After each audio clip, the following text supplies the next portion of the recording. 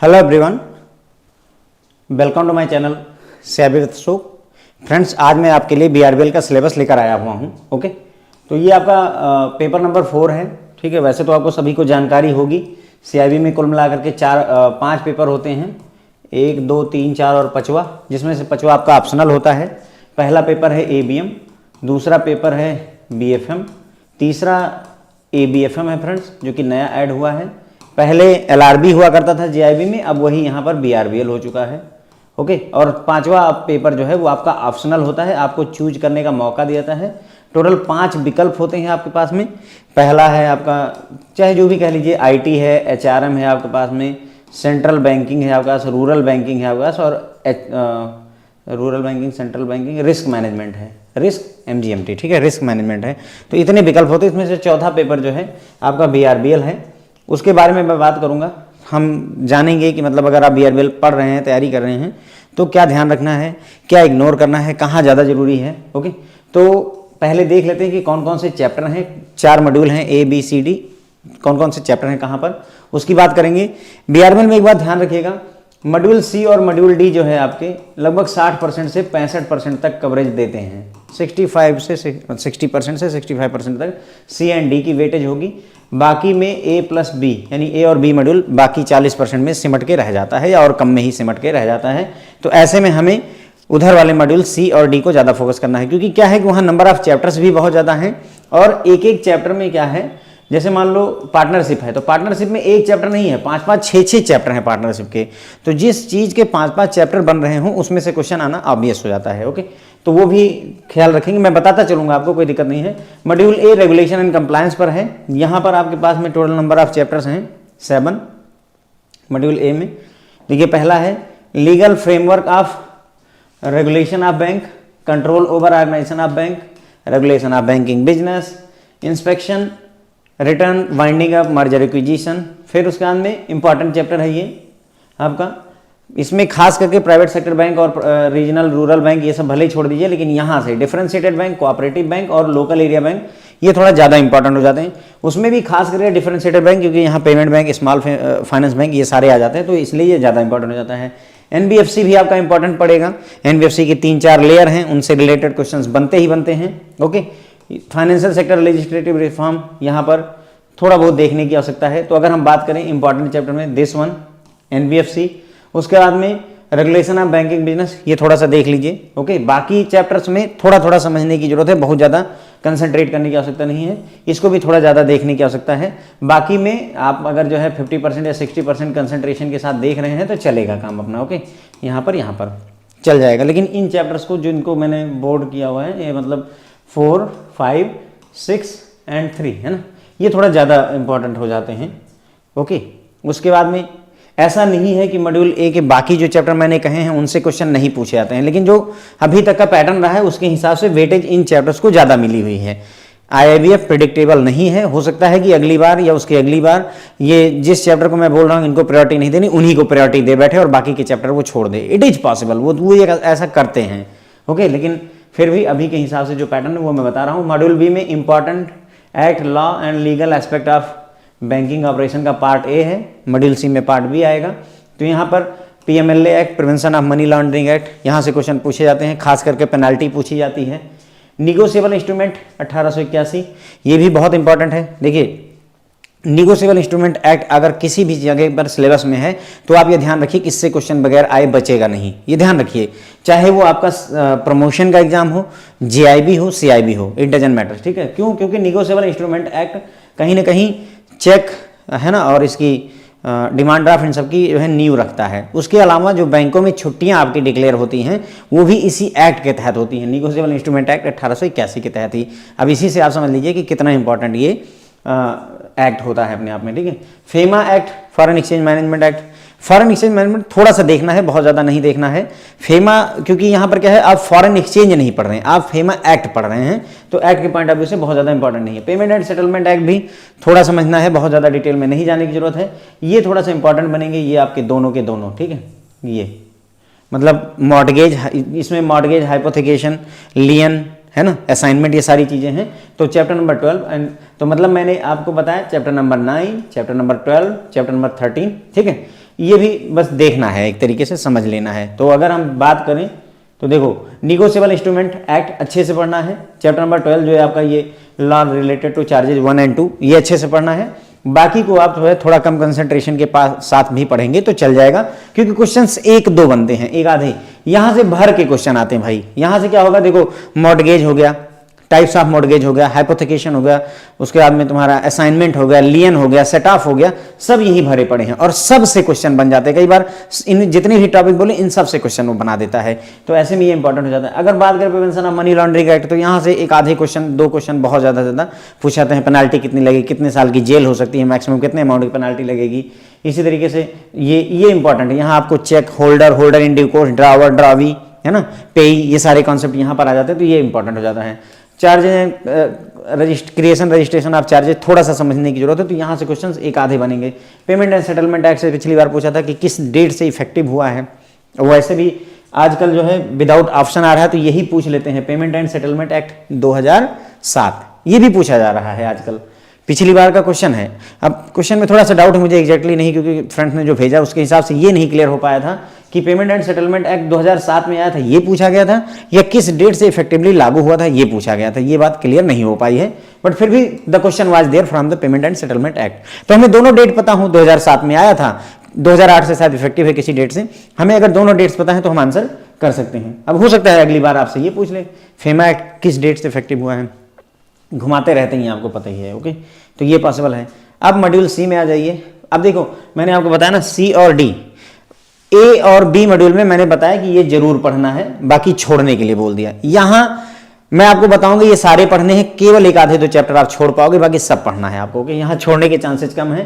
देखो banking Lokpal scheme जो है, इंटीग्रेटेड ऑम्बड्समैन स्कीम जो होती है, बहुत इंपॉर्टेंट है, पूछी जाएगी 100%। यहां तक कि 5 नंबर की केस स्टडी तक आपको दे देगी। बैंकों के ऊपर जो है एक तरीके का कंट्रोल है, और कंट्रोल इंपॉर्टेंट होता है, तो इसलिए ये ठीक है। एमएसएमई थोड़ा पढ़िए, ज़्यादा नहीं, एमएसएमई थोड़ा पढ़िए, खास करके एक तो लिमिट पढ़िए, एमएसएमई की जो नई लिमिट है वो आपको पता होनी चाहिए। बहुत ही फेवरेट इनका क्वेश्चन है, अभी नहीं पूछ रहे हैं लेकिन फेवरेट है, ठीक है। उसके बाद में एमएसएमई में कई सारे चैप्टर हैं, एमएसएमई एक्ट में कई सारे चैप्टर हैं, हर चैप्टर किस चीज़ को रिलेट करता है, चैप्टर 1 किससे रिलेटेड है, चैप्टर 2, यानी एक्ट आया ना तो एक्ट में कई सारे चैप्टर बन गए, 5, 6, 10, 12 चैप्टर जो भी बने हैं, हर चैप्टर किसी न किसी पर्टिकुलर काम के लिए बना हुआ है, तो उसी से रिलेटेड क्वेश्चन आपसे पूछा था। मेरे ख्याल से पिछली बार उन्होंने पूछा था कि जो चैप्टर 2 है वो किससे रिलेटेड है, तो चैप्टर 2 जो है आपका ये जो एमएसएमई है, इसके लिए एक जो है अलग से वो डिपार्टमेंट बनाने के बारे में है, देख लीजिएगा कायदे से, ठीक है, या हमने पढ़ाया हुआ है उसमें वीडियोज में देखेंगे तो वहां दिख जाएगा, मैं बस बता रहा हूं आपको। अब देखो चैप्टर नंबर 17A आपका सरफेसी एक्ट पर आया, 17A B C D E F G इतने आएंगे, तो सरफेसी एक्ट यहां से शुरू हो रहा है। अब आप समझो किसी चैप्टर में 8 सब पार्ट हैं एक तरीके से। अब यहां से अगर कोई टीचर आएगा, एग्जामिनर आएगा, बिना क्वेश्चन पूछे जाएगा, नहीं जा पाएगा, तो ऐसे में ये चैप्टर ज़्यादा इंपॉर्टेंट हो जाता है। तो सरफेसी पूरा पढ़िए, देखिए ABCD है ना, डेफिनेशन ऑफ सरफेसी, सिक्योरिटाइजेशन के बारे में, enforcement of security interest, central registry क्या होती है, offences and penalty, miscellaneous registration of charges, 17H तक है, ठीक है। ई होता है 5, 6, 7, 8 जो है सब चैप्टर हैं, तो ऐसे में ये फ्रेंड्स जो है इंपॉर्टेंट हो जाता है।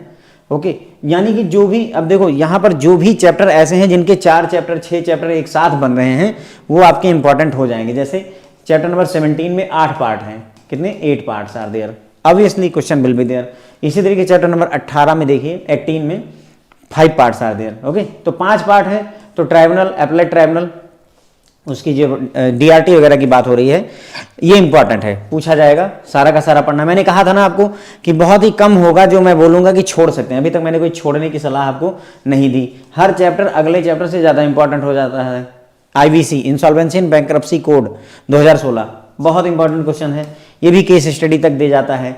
ये ABM का चैप्टर नंबर 25 है, ABM में चैप्टर नंबर 25 अगर आप पढ़ेंगे तो इंसॉल्वेंसी एंड बैंक्रप्सी कोड 2016 की बात वहाँ पर हुई है। अगर वहाँ पढ़ा हुआ है ABM में तो यहाँ वो आपको हेल्प कर सकता है। ये चैप्टर थोड़ा ढीला छोड़ सकते हैं, बैंकर्स बुक एविडेंस एक्ट हल्का सा छोड़ा जा सकता है। अब अगला देखिए लोक अदालत है, ऑब्वियसली लोक अदालत आप नहीं छोड़ सकते, इससे क्वेश्चन बनेगा ही बनेगा, क्योंकि बैंकों में बहुत ज़्यादा यूज होता है। Consumer protection act, obviously question will be there, consumer protection act, district level consumer redressal committee, central level, state level होती है, उनकी लिमिट क्या है, कितने अमाउंट तक का ले सकते हैं, क्वेश्चन होंगे। लॉ ऑफ लिमिटेशन से हर बार एक क्वेश्चन 2 क्वेश्चन जरूर रखते हैं, खास करके वो एक टेबल दी हुई है लिमिटेशन की, उसी टेबल से ही क्वेश्चन उठाया जाता है, क्वेश्चन पूछा जाएगा। टैक्स लॉ हल्का ढीला कर सकते हैं। तो अभी तक मैं सिर्फ आपको बताया हूँ chapter number 20 bankers book evidence act और दूसरा टैक्स लॉ, जहां पर आप हल्का सा ढीला दे सकते हैं, पूरी तरह से नहीं। ओके, उसके बाद में बस यहीं पर ये खत्म हुआ मॉड्यूल सी। अब मॉड्यूल डी में आ जाइए। मॉड्यूल डी में अगर आप देखें तो देखिए यहाँ पर commercial and other law with reference to the banking operation, module D है। पहला कॉन्ट्रैक्ट। देखो अब चैप्टर नंबर 25 में कितने पार्ट हैं, 6। 25 में अगर 6 पार्ट हैं, अब इससे क्वेश्चन आएगा कि नहीं आएगा, अब इसलिए आएगा अगर किसी चीज के 6 चैप्टर हैं, एक चैप्टर छूटेगा, 2 छूटेगा, 3 छूटेगा, चौथे से तो पक्का क्वेश्चन उठेगा। तो यहां से क्वेश्चन बनते हैं फ्रेंड्स। ओके, कॉन्ट्रैक्ट में किसी भी कॉन्ट्रैक्ट में मिनिमम कितने लोग होने, कितनी पार्टीज होनी चाहिए, ये भी क्वेश्चन है, पूछा जाता है। 2 लोग होने चाहिए मिनिमम किसी भी कॉन्ट्रैक्ट में। Okay, indemnity, contract of indemnity जो आपका इंश्योरेंस वगैरह आप करवाते हैं उससे रिलेटेड है। Guarantee, bailment, pledge, agency. Guarantee में भी पूछा जाता है कि जैसे ए ने लोन लिया, बी ने लोन दिया, सी ने गारंटी दी, तो कौन श्योरिटी कहलाएगा, कौन गारंटर कहलाएगा, कौन बेनिफिशियरी कहलाएगा, कौन बारोवर कहलाएगा, ऐसे क्वेश्चंस पूछे जाते हैं। ओके, तो कॉन्ट्रैक्ट से पूछा जाता है। इंडेमनिटी में किसी ने अपनी दुकान का इंश्योरेंस करवाया हुआ है, फायर का इंश्योरेंस करवाया हुआ है, तो जिस कंपनी ने इंश्योरेंस दिया हुआ है वो क्या कहलाएगी, इस तरीके के क्वेश्चंस बनेंगे। बेलमेंट क्या होता है, प्लेज क्या होती है, एजेंसी क्या होती है, क्या एक आदमी ने किसी गुड्स को प्लेज किया हुआ है, क्या आप उसे फर्दर प्लेज कर सकते हैं, इज इट लीगल, इलीगल, इस तरीके के क्वेश्चंस पूछे जाते हैं। एक वो आया था कि जो है शेर की खाल जो है बेचने के लिए 500 रुपये पर जो है खाल का आपका सौदा हुआ है, क्या ये एक वैलिड कॉन्ट्रैक्ट है, नहीं। वैलिड कॉन्ट्रैक्ट वो कॉन्ट्रैक्ट होता है जिसमें हम प्रोहिबिटेड आइटम ना इंक्लूड करें। शेर की खाल, इन सब की खाल जो है प्रोहिबिटेड आइटम है, नहीं की जा सकती हैं, तो इसलिए ये एक वैलिड कॉन्ट्रैक्ट नहीं है। उसी जगह पे हमने आपसे कॉन्ट्रैक्ट किया कि आज से 2 साल बाद मैं आपको 10,000 रुपये दूंगा, क्या एक वैलिड कॉन्ट्रैक्ट है? Yes, valid contract. भाई आज से 2 साल बाद 10,000 रुपये दो, कहीं कोई ऐसी बात ही नहीं है जो कि प्रोहिबिटेड हो, रोकी गई हो, मना की गई हो, डिनायल हो। ओके, तो इस तरीके के क्वेश्चन यहाँ पर पूछे जाते हैं सारे के सारे में से। ओके, उसके बाद में chapter number 26 contract of sale, warranty से क्वेश्चन, अनपेड सेलर से केस स्टडी, यहाँ से 5 नंबर की केस स्टडी, यहाँ से क्वेश्चन, यहाँ से क्वेश्चन। अब सोचो लगातार क्वेश्चन बन रहे हैं। यहाँ मैं बताता रहा हूँ इसमें मिनिमम कितनी पार्टीज होती है, इंडेमनिटी से क्वेश्चन हो गया, बेल प्लेज में से क्वेश्चन हो गया, लगातार क्वेश्चंस दिए जा रहे हैं आपको उठा करके। ठीक है, देखो इसमें वारंटी में पूछा गया था, वारंटी क्या करती है, आपने कोई सामान खरीदा और वो अगर डिफेक्टिव है या खराब हो गया तो उसे रिप्लेस करने की बात वारंटी नहीं करती, सिर्फ उसको रिपेयर करने की बात करती है वारंटी। पहले गारंटी हुआ करती थी। गारंटी में क्या होता था, सोचो आपने टीवी खरीदी, आपकी टीवी खराब हो गई, दूसरी टीवी आपको मिलती थी, पुरानी टीवी हटा दी जाती थी, लेकिन उसमें सेलर को नुकसान होता था, हर बार आइटम चेंज करने में प्रॉब्लम हो रही थी, तो उन्होंने उस गाइडलाइन को मॉडिफाई करवाया और गारंटी की जगह वारंटी शब्द आया। वारंटी में क्या है, हम आपके मान लीजिए मैंने टीवी खरीदी, वो खराब हो गई, तो मुझे नई टीवी नहीं मिलेगी, मुझे बस केवल जो है जो मेरी टीवी है उसको रिपेयर करके जरूर दे देंगे। अगर वारंटी में है तो मुझे कोई फर्दर पैसे नहीं देने पड़ेंगे। जैसे आपका मोबाइल है, मान लीजिए आपने आईफोन खरीदा हुआ है, अगर आईफोन वारंटी में है 1 साल 2 साल जो भी होता हो, ठीक है, 2 साल की वारंटी अगर उसकी है, उस दौरान अगर आईफोन खराब होता है तो उसको रिपेयर करके आईफोन कंपनी आपको देगी, बस ये होता है वारंटी में। ओके, उसके बाद में यहाँ पर कॉन्ट्रैक्ट ऑफ सेल में एक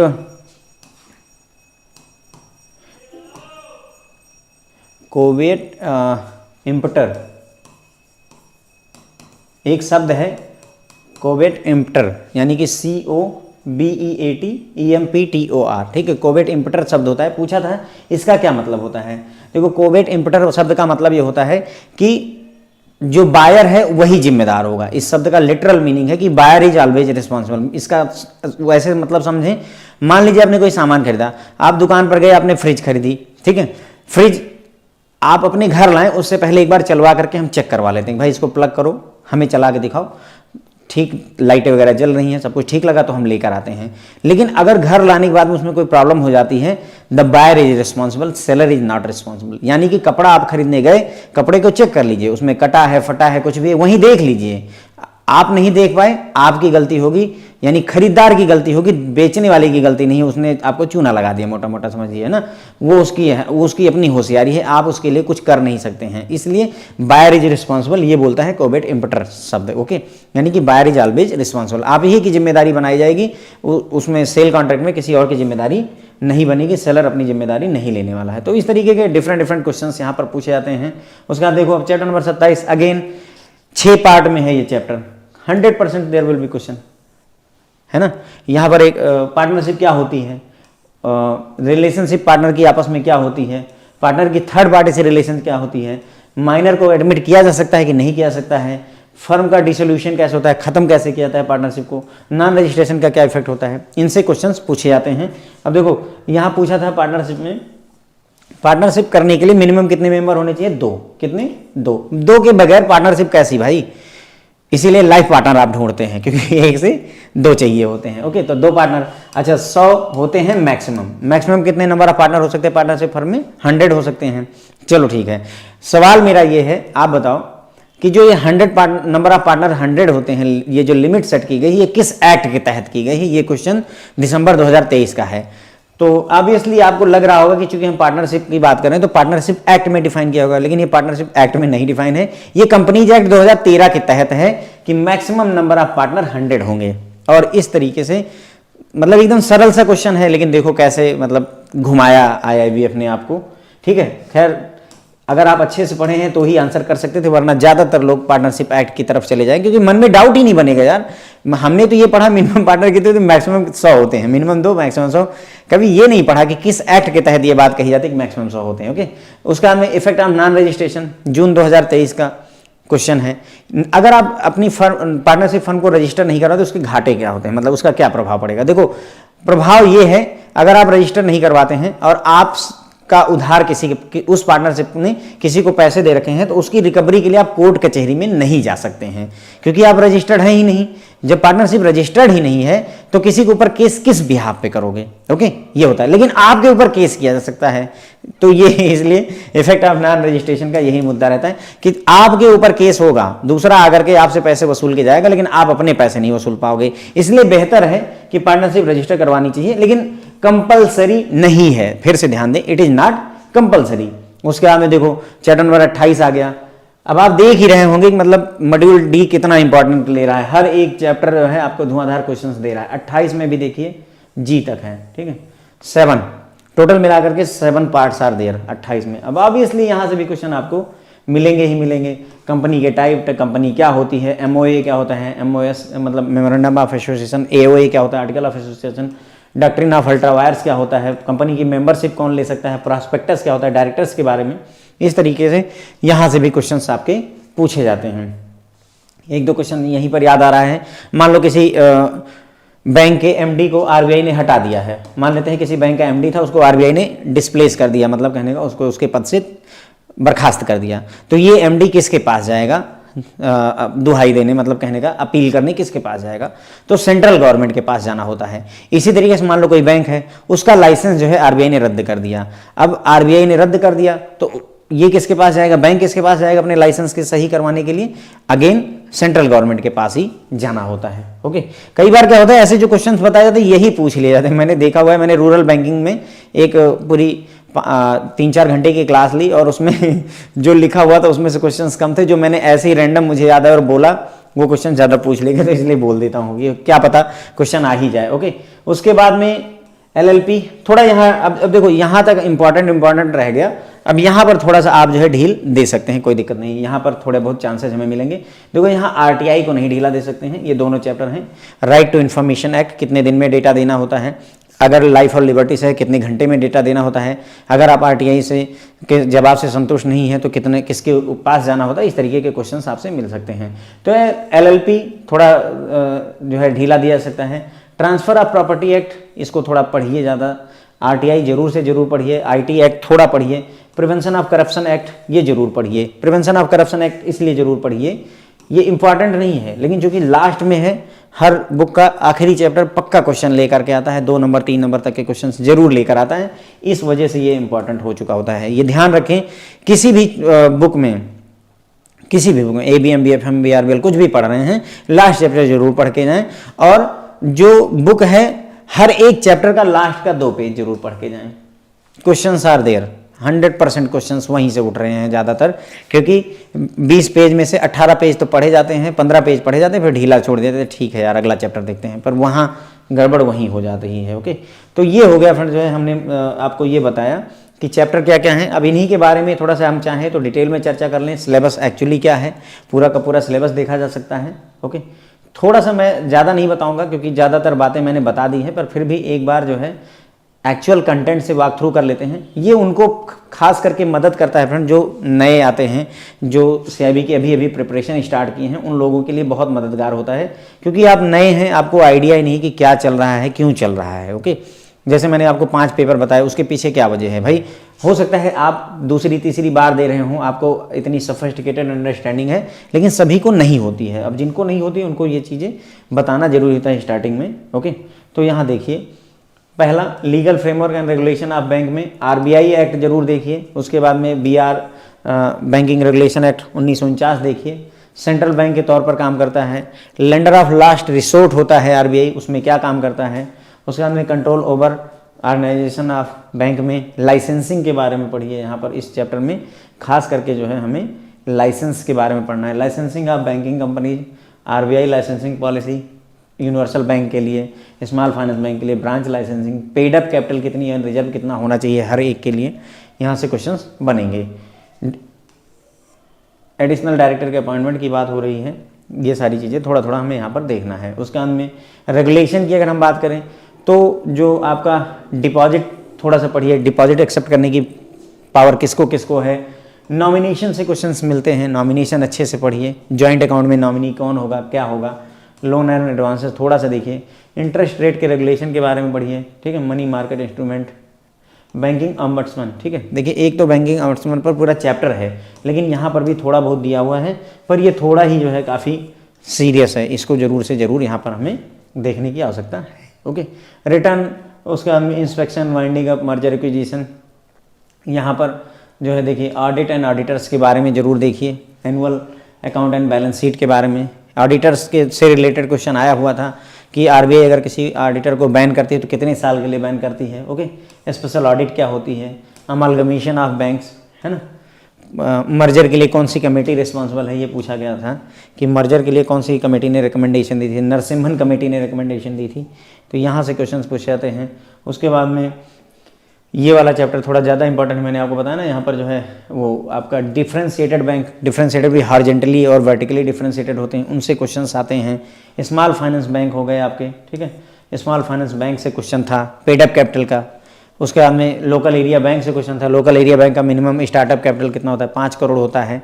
इससे क्वेश्चन मतलब भर के क्वेश्चन यहाँ से इस चैप्टर से उठे थे। एनबीएफसी में आ जाइए, नॉन बैंकिंग फाइनेंशियल कंपनी में एनबीएफसी क्या होती है। ओके, इसकी जो डिफरेंट लेयर्स हैं, प्रूडेंशियल गाइडलाइंस, मतलब वही एनपीए वाली गाइडलाइंस, अब इसमें भी क्वेश्चन आया हुआ था।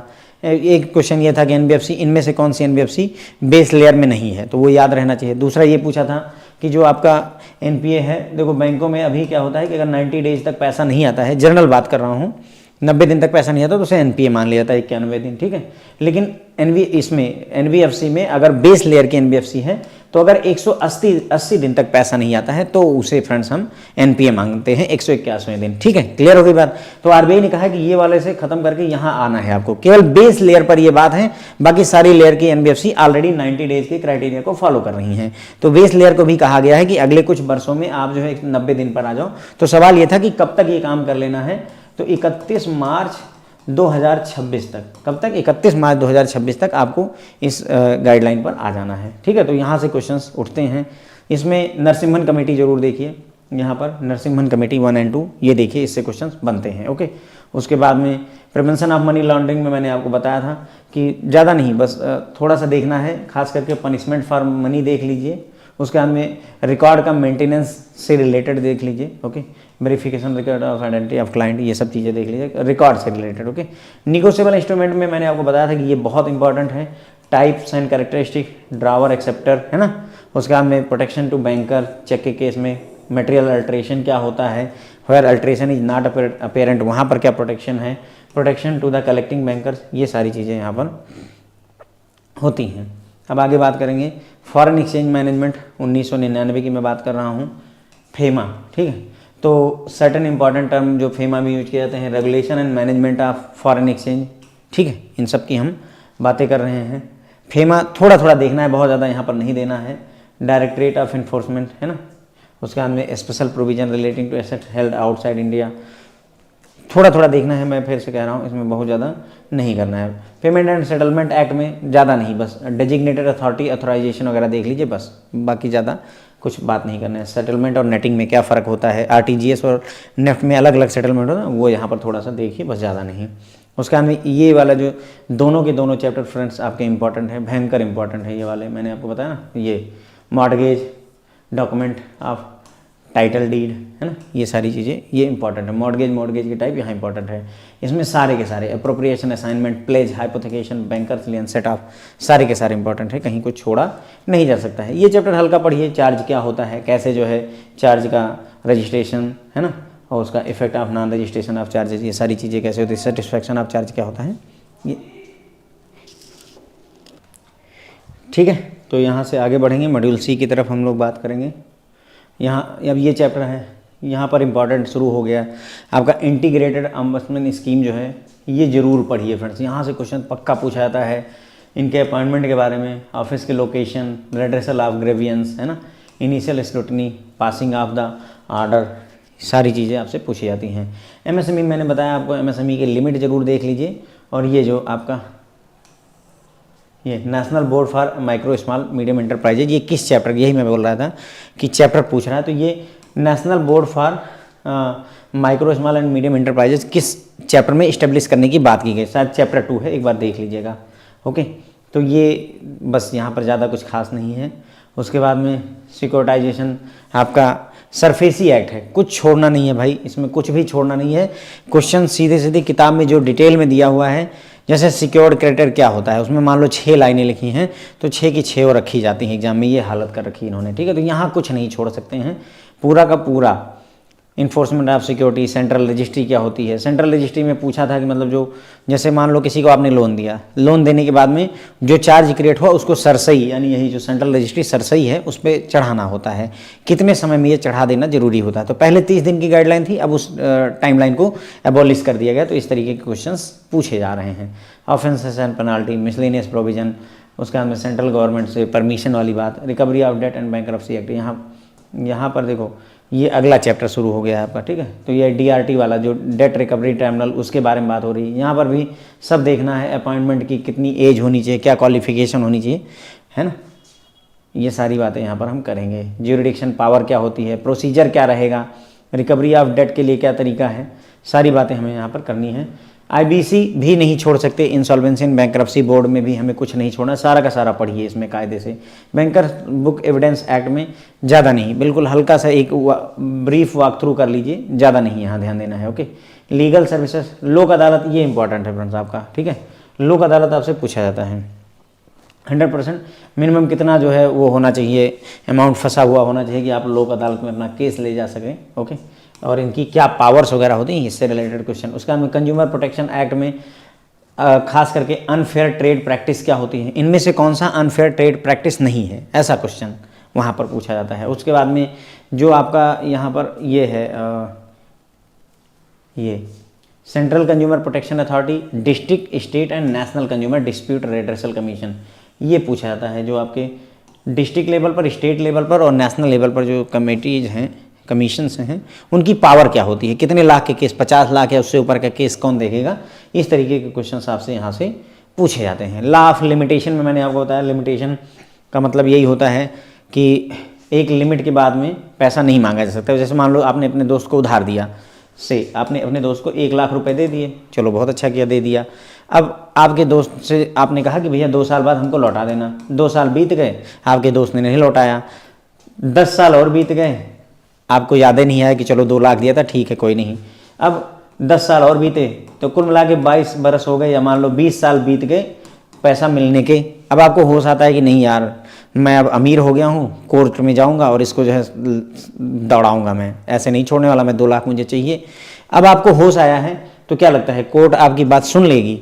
इसी बात का जवाब लिमिटेशन एक्ट में है। नहीं भाई, कभी भी होश आएगा, तुम छोड़ दो, तुम्हारे नाती पोतों को होश आ रहा है, ग्रैंड सन, ग्रैंड डॉटर, उनको याद आ रहा है कि बाबा जी ने उस समय में उनको उधार दिया था, तो हम सबकी नहीं सुनने वाले भाई। लिमिट है, तुमने इसको उधार दिया था 2 साल का, ठीक है 2 साल बीत गए, इसके अगले 2 साल के अंदर में तुम कोर्ट में कभी भी आओ, हम तुम्हारी सुनेंगे। 2 साल बीत गए, निकलो यहाँ से। जैसे बेस्ट एग्जाम्पल, लिमिटेशन एक्ट का बेस्ट एग्जाम्पल, बैंक में जब आप एटीएम पे ट्रांजैक्शन करते हैं, मान लो एटीएम से पैसे नहीं निकले, अब क्या है, मेरे एटीएम 2021 में मैं एटीएम पर गया, मेरे पैसे नहीं निकले, मुझे 2023 में याद आया कि यार ऐसे थोड़ी बैंक वालों को बैठने दूंगा, मैं पहला पैसा वसूलूंगा। ठीक है, वसूलो, कोई दिक्कत नहीं है, तुमने 2023 में आया तुम केस करो। तुमने केस किया कि सर 2021 में फलानी तारीख को ये केस हुआ था, बैंक डिनाई कर देगा, सीधे सीधे, लोकपाल तो छोड़ो ही, बैंक ही डिनाई कर देगा। क्यों? क्योंकि यहाँ लिमिटेशन पीरियड है 30 दिन का। आपने जब ट्रांजेक्शन की उसके 30 दिन के अंदर में आपको बैंक को इन्फॉर्म करना होता है। यदि आपने 30 दिन में नहीं इन्फॉर्म किया, 31वें दिन जाएंगे, सीधे सीधे डिनायल कर देगा। ये होता है लिमिटेशन का। तो लिमिटेशन से फ्रेंड जो है क्वेश्चंस पूछे जाते हैं हर बार। मॉर्गेज के केस में, फोरक्लोजर के केस में कितना लिमिटेशन पीरियड होता है, इस तरीके के क्वेश्चंस यहाँ से पूछे जाते हैं। टैक्स लॉ में income tax, commodity transaction, GST थोड़ा थोड़ा देख लीजिए, ज़्यादा नहीं। अभी वैसे पूछा जाएगा आपके, अगर आप प्रमोशन की तैयारी कर रहे हैं तो वहाँ यहाँ से पक्का क्वेश्चन आएगा। जीएसटी जो है कब अप्लीकेबल हुआ था, किस डेट से, थोड़ा सा देखिए आंसर करके।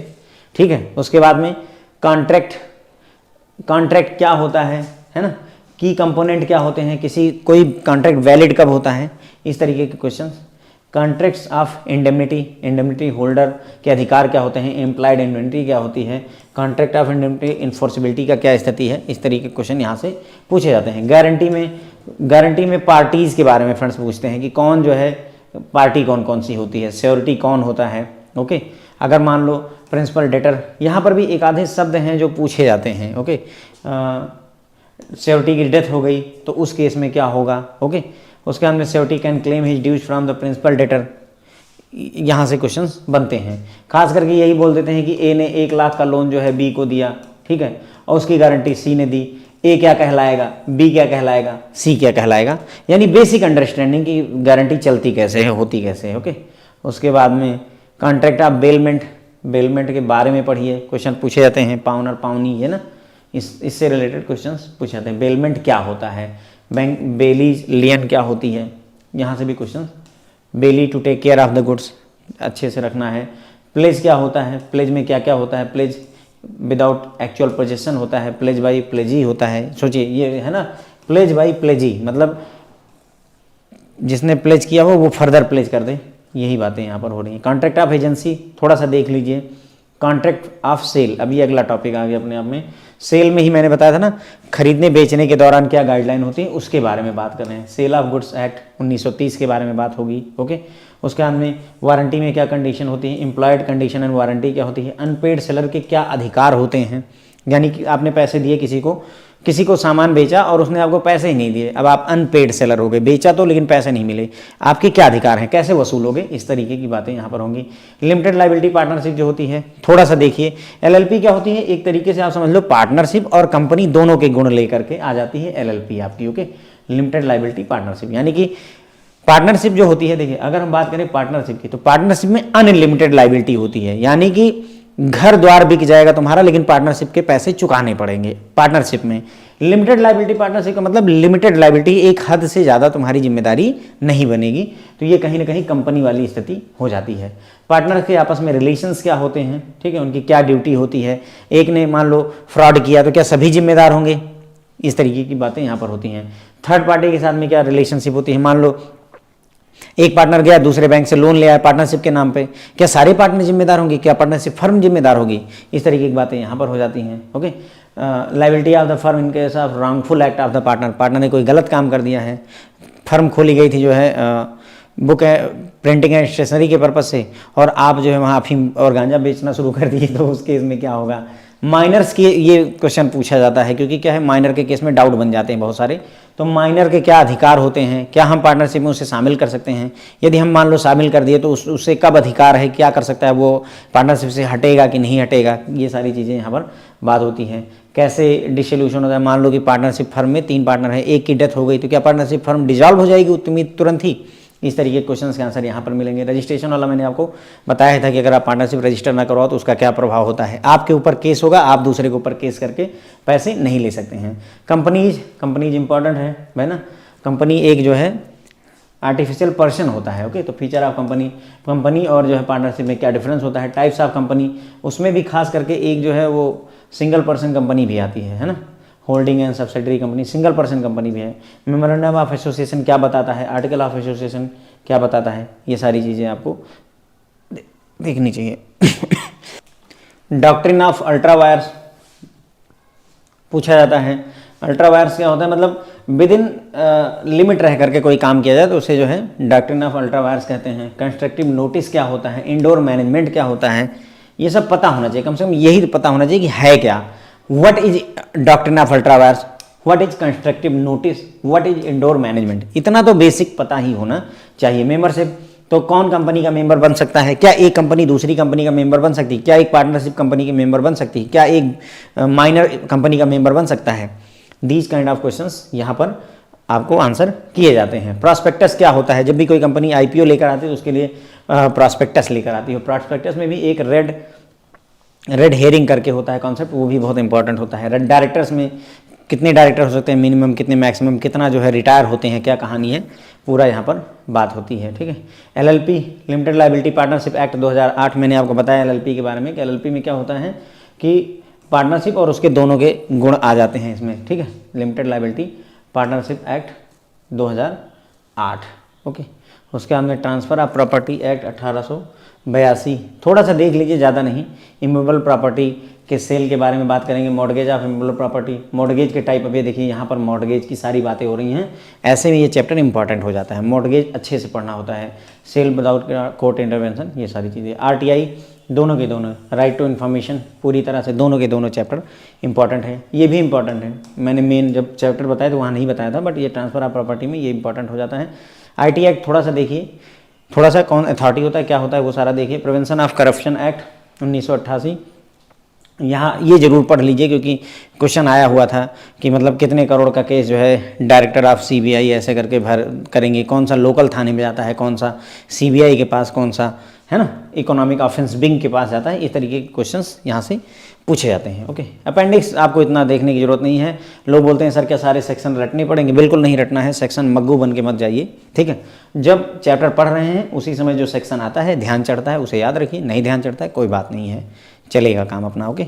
जनरली क्वेश्चंस घुमाने वाले पूछे जाते हैं सीआईबी में, आप ये ध्यान रखिए। ठीक है। सीधे क्वेश्चंस नहीं पूछे जाते हैं। जनरली आपको which of the following is not true about contract, which of the following is not true about pledge, ऐसे क्वेश्चन ज़्यादा पूछे जाते हैं। मतलब आपको सारे विकल्प के बारे में अच्छे से नॉलेज हो तभी। यूपीएससी मॉडल समझ लीजिए, मोटा मोटा यूँ कह दीजिए, मोर लाइक यूपीएससी वाला हिसाब किताब रहता है कि सीधा क्वेश्चन तो पूछना ही नहीं है भाई, हर बार घुमाएंगे।